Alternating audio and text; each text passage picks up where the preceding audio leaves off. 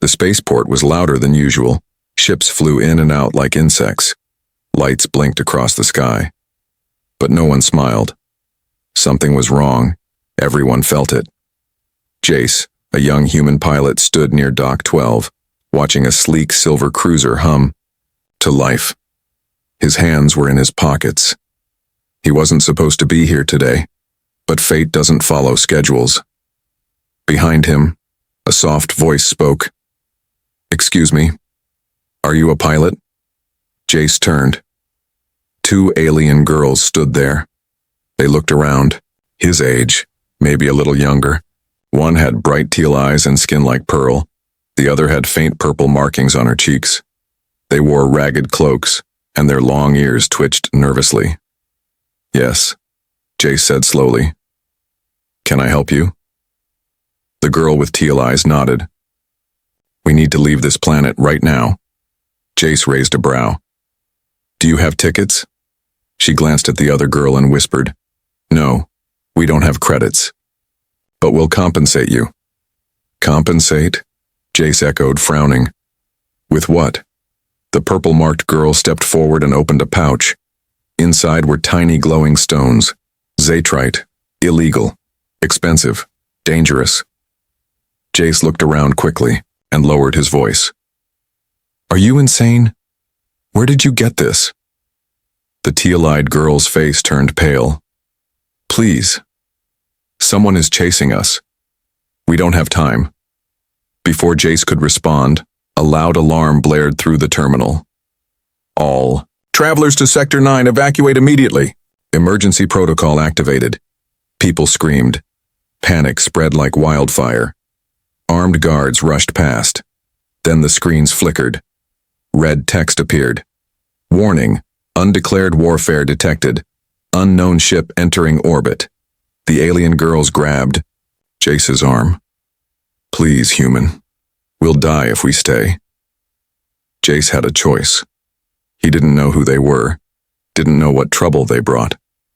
But something in their eyes begged for help, not pity, not lies, just help. He made a decision. "Follow me," he said, running toward his small ship. Inside the hangar, chaos ruled. People were pushing, shouting, begging to get out. Jace shoved through the crowd with the girls close behind. His ship, the Skylark, wasn't big, but it was fast. He opened the ramp. "Get in!" The girls climbed aboard. Just as Jace reached the cockpit, a laser shot rang out behind him. He turned just in time to see two armored bounty hunters charging toward his ship, aiming right at them. "They're here!" the purple-marked girl cried.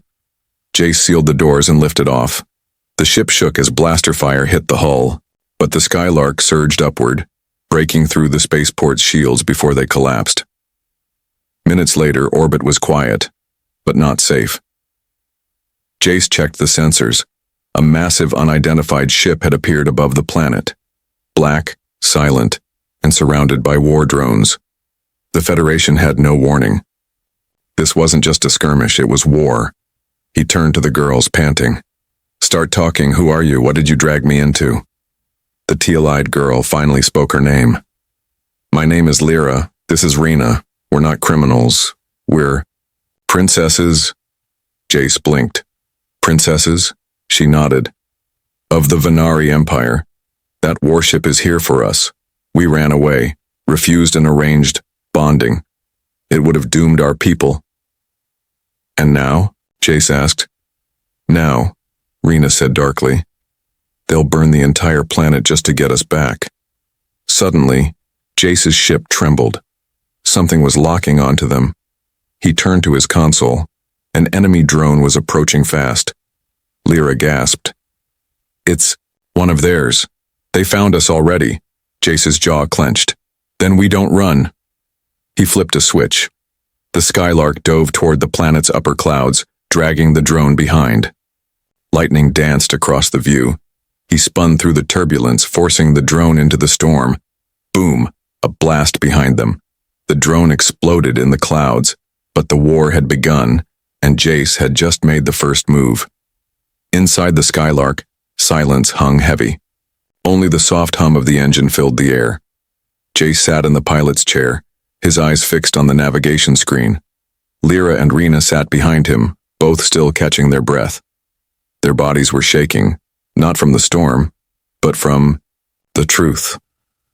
"You're telling me," Jace said slowly, "that I just rescued 2 alien princesses, and now the biggest empire in this part of the galaxy wants me dead?"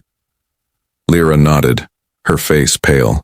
"They'll offer a reward to every bounty hunter, smuggler, or pirate within 50 systems."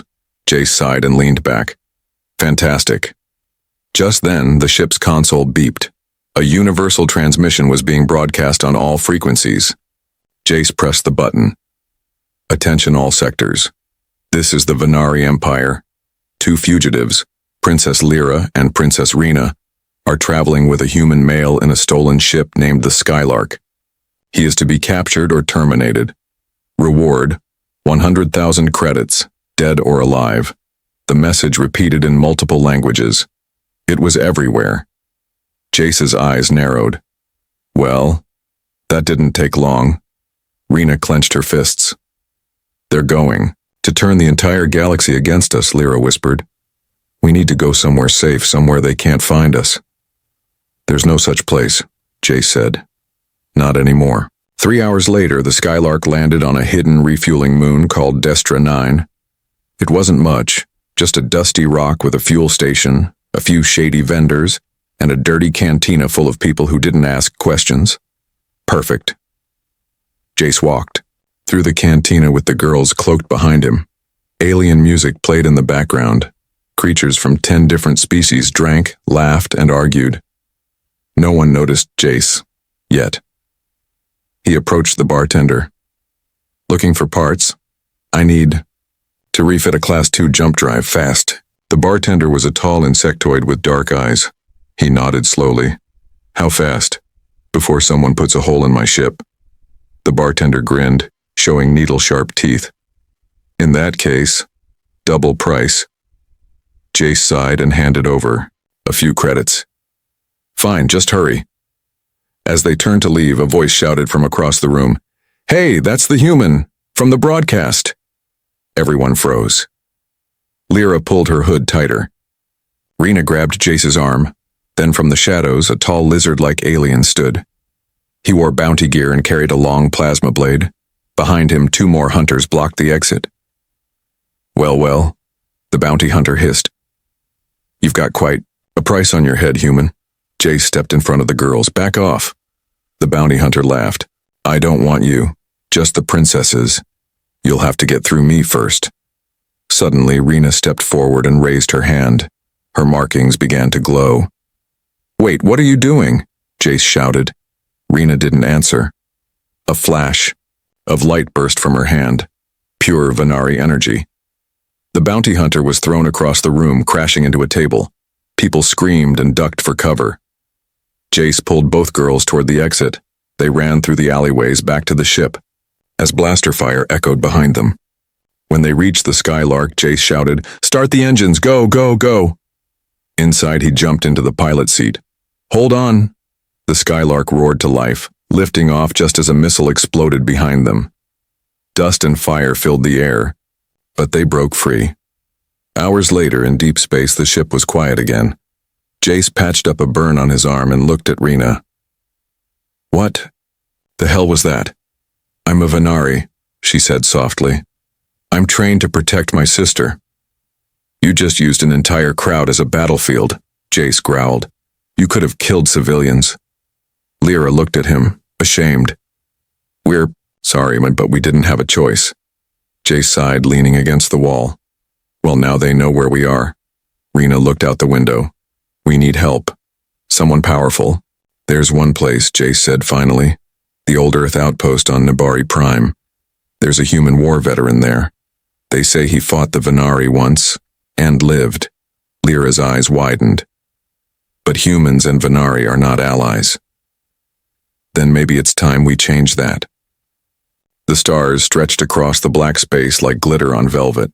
The Skylark cruised silently through the Nibari belt, its engines running in stealth mode. Jace sat alone in the cockpit, watching the nav system carefully. He hadn't spoken, much since the escape from Destra 9. Behind him, Lyra and Rena sat quietly in the ship's lounge area. They were wrapped in old blankets, sipping warm nutrient broth. Their royal upbringing had never prepared them for this, running, hiding, depending on a human for survival. Rena stared at the ship's panels. "Do you trust him?" Lyra looked down at her hands. "I don't know. But he didn't turn us. Might that mean something?" Rena frowned. "Or maybe he's waiting for the reward to go even higher." Lyra's voice was soft. "He risked his life. Twice. I want to believe he's good." From the cockpit, Jace called out, "We'll be landing on Nabari Prime in 3 hours. It's not a friendly place, but I know someone there. A human veteran, Colonel Darius."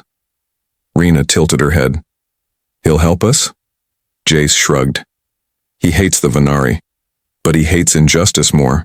As the ship flew forward through space, a small light blinked deep inside a hidden panel, behind a storage locker. It wasn't part of the original system. A tiny signal pulsed silently, sending coordinates. A tracking beacon. Unknown to Jace, Lyra, or Rena, someone aboard had activated it.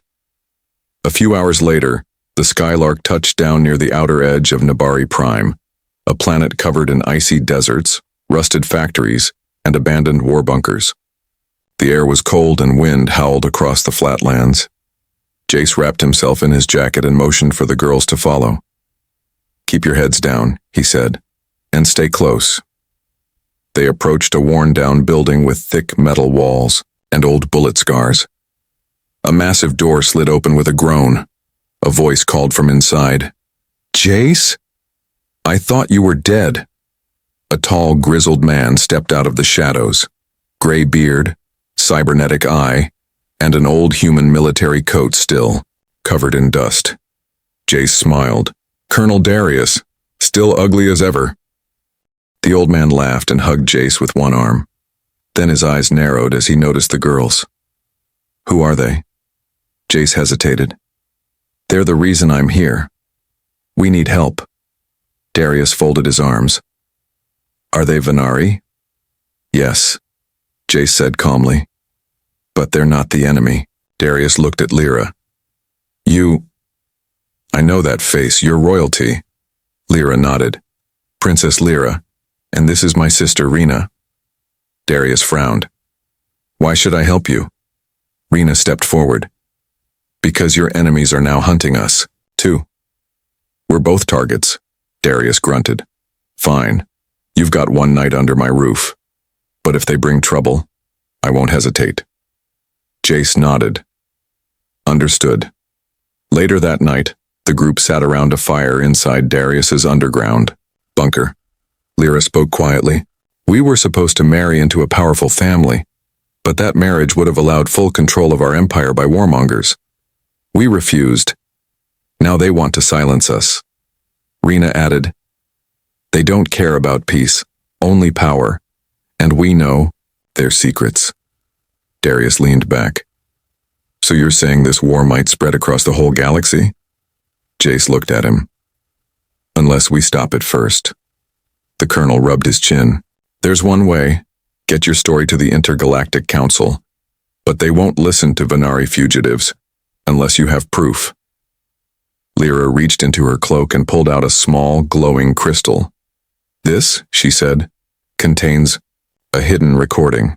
A conversation between the High Chancellor and the mercenary leaders. If shown to the Council, the truth will come out." Darius stared at it. "Then we need to move fast."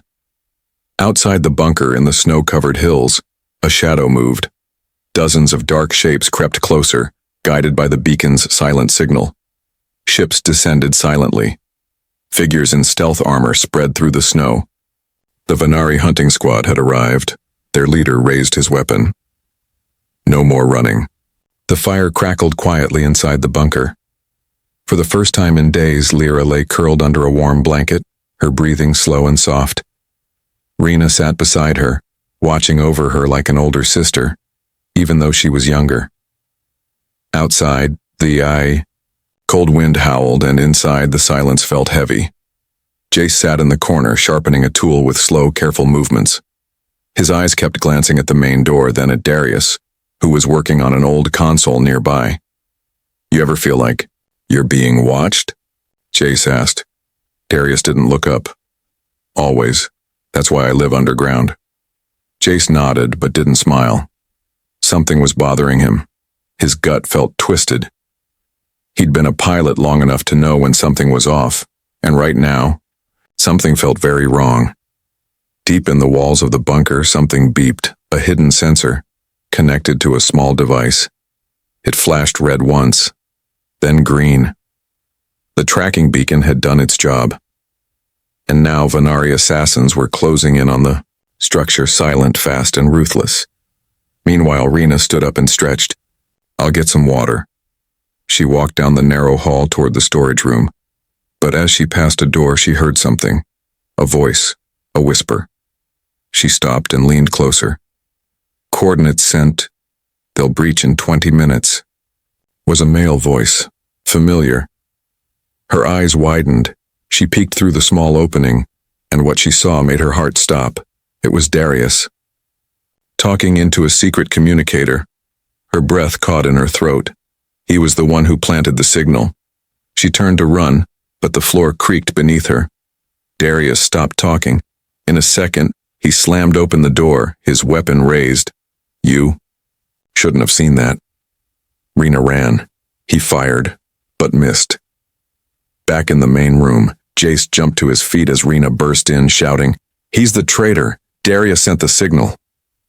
Jace didn't hesitate. He dove to the side, just as Darius entered behind her, gun raised.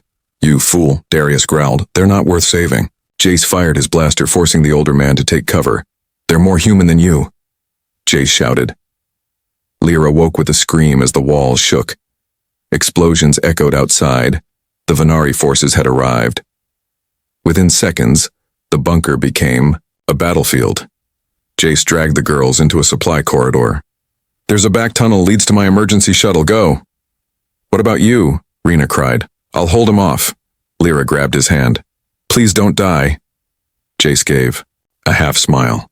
"That's not on my to-do list." Darius moved like a ghost, hunting Jace through the metal halls.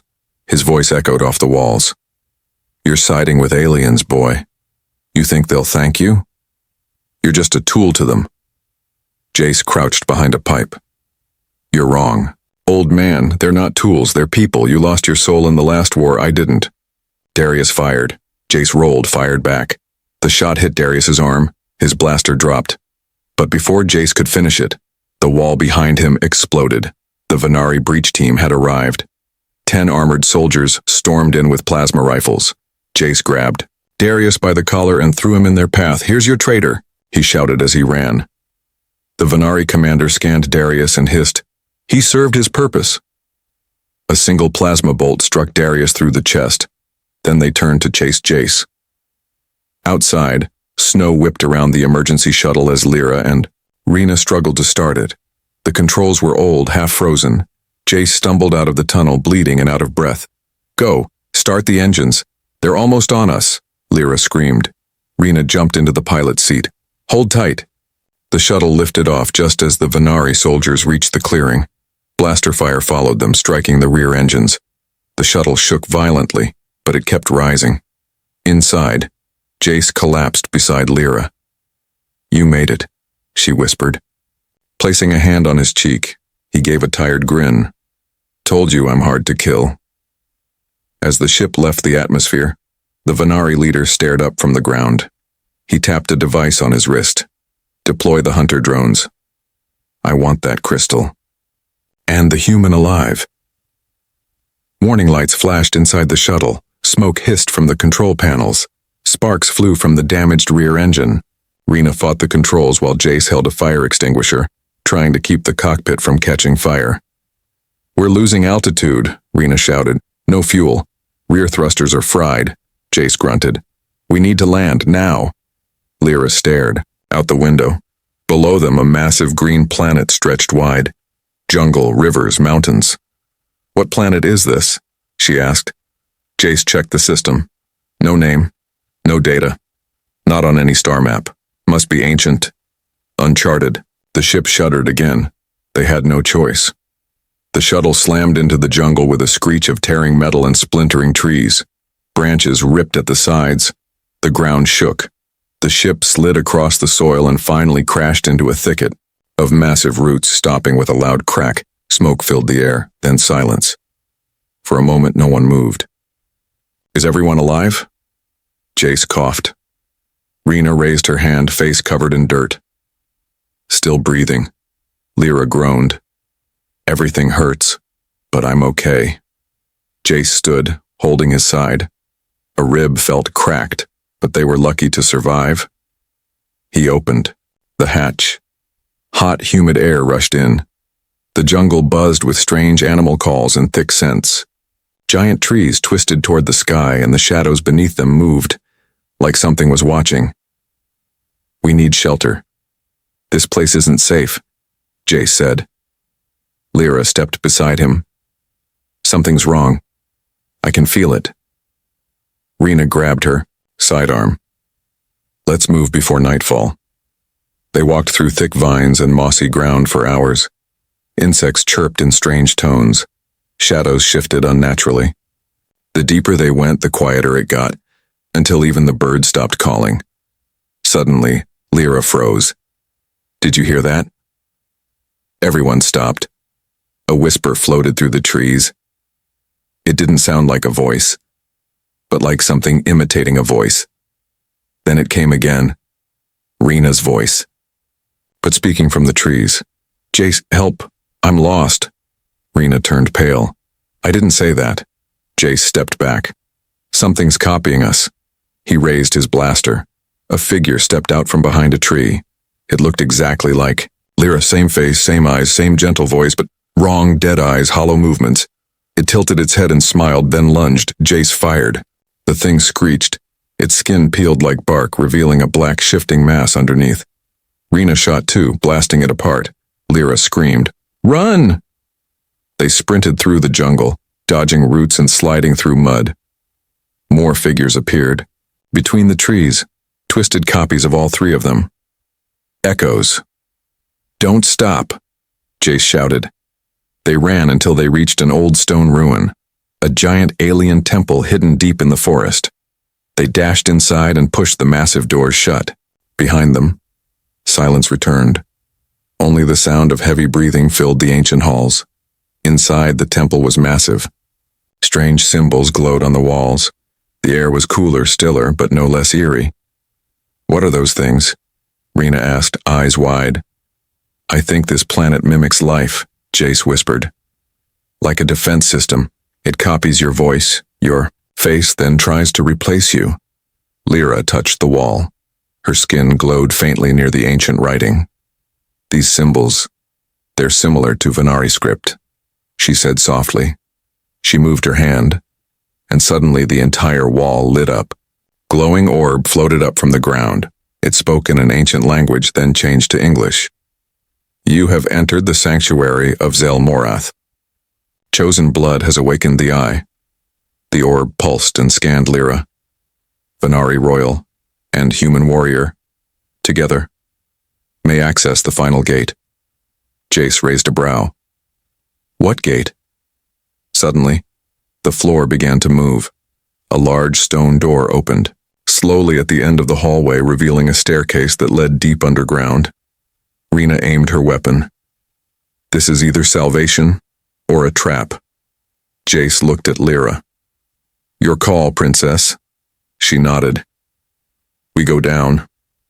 Whatever is down there. It called to us for a reason. Far above the planet in the cold dark of space, a Venari warship arrived. A new figure stood on its bridge. A pale woman with silver eyes and sharp armor. She was cold, calm, and deadly. The fugitives crashed here, an officer said. The woman smiled. Good. Then let the jungle soften them. I'll deal the final blow myself. The stone staircase spiraled down into darkness.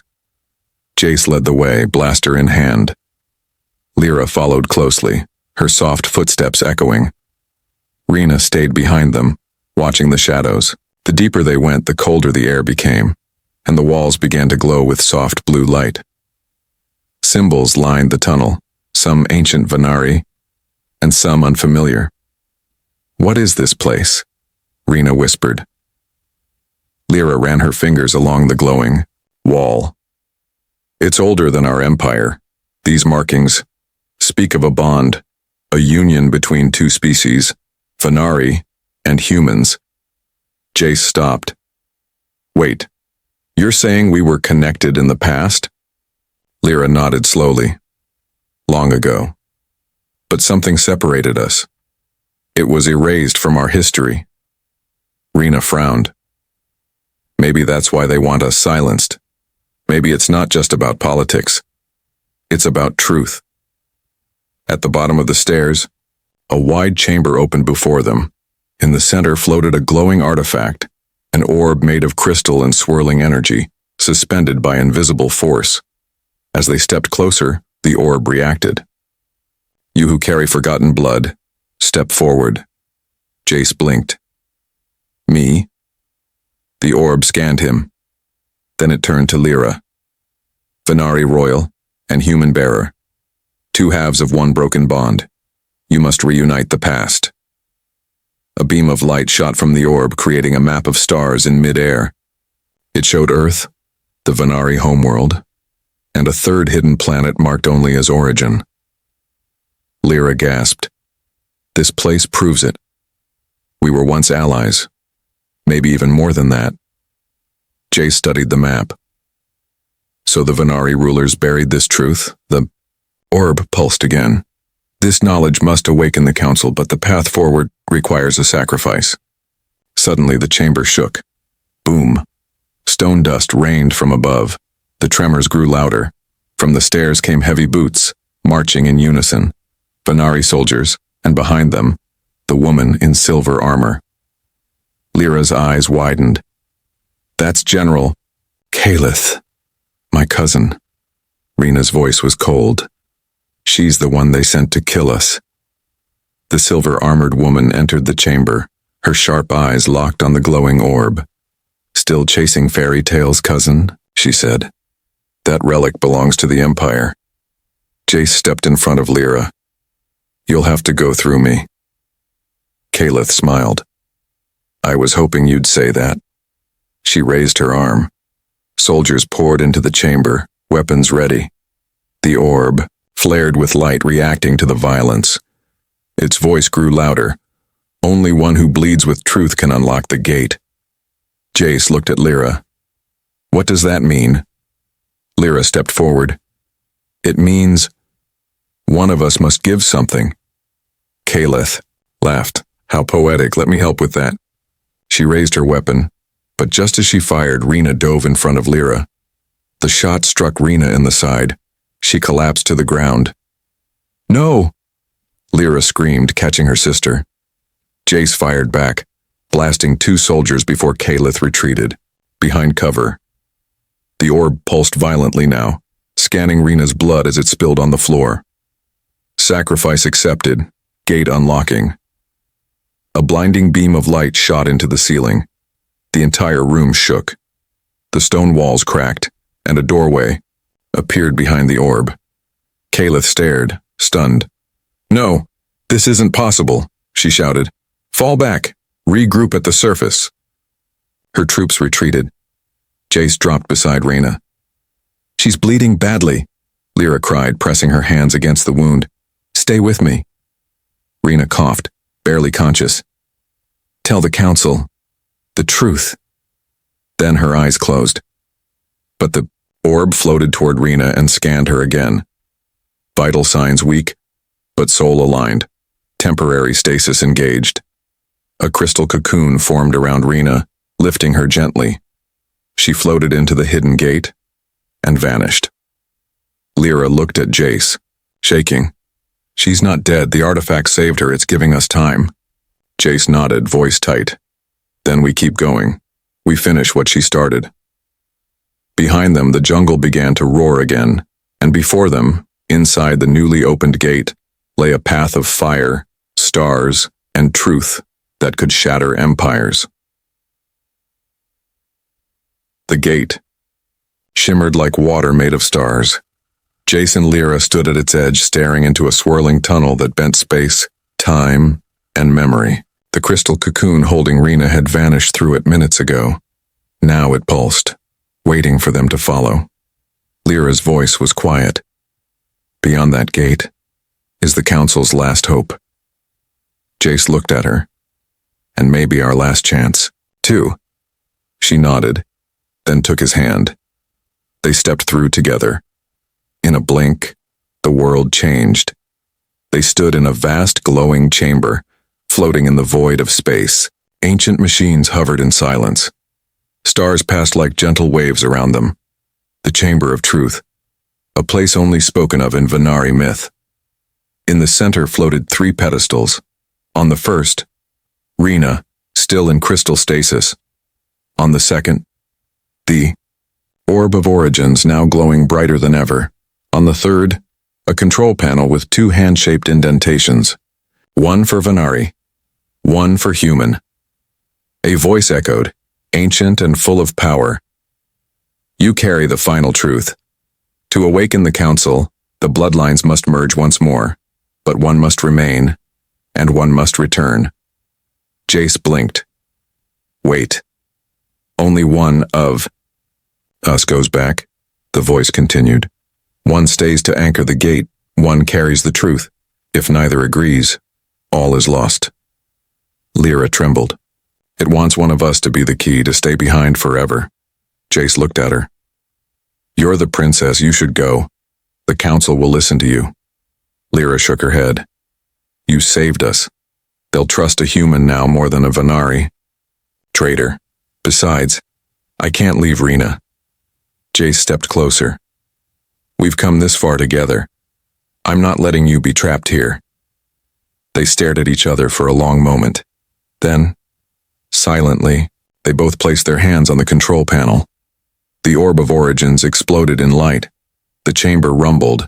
The gate to reality flickered open once more. The voice returned. Decision accepted. Destiny rewritten. Both may return, but bonded, forever. A symbol burned into their hands, ancient, glowing, alive. The bond is sealed, human and Venari, united once again. The cocoon cracked. Rena gasped as she woke, and the gate behind them roared open. They were pulled through in a beam of light. They reappeared inside the Grand Council chamber, on the capital world of Orion's seat, blinding everyone with their sudden arrival. Leaders from dozens of species stood, stunned. Jace stepped forward. Lyra held up the orb. Together they said, the truth has returned. The orb projected the hidden histories, the secret alliance of old, the corruption of the current Venari rulers, and General Calith's betrayal. The room erupted in shouts, then silence, and then applause. Weeks later, Jace stood on a balcony, overlooking the twin suns of Orion's seat. He wore a formal coat now, no longer a rogue pilot. He was now Earth's ambassador of unity. Lyra stepped beside him, dressed in royal blue armor. The Council has voted, she said. The war is over, Calith's forces are retreating. And your people? Jace asked. They're angry, but they're listening again, and for the first time, they see hope. Rena walked out smiling weakly, still healing, but alive. Lyra looked at Jace. Do you ever think about how it all started? She asked. Jace grinned. Yeah, a ticket you couldn't afford, and a promise to compensate me. Lyra laughed. Well, human, I hope the reward was worth it. He gently took her hand. Yeah, he whispered. It was more than I ever expected.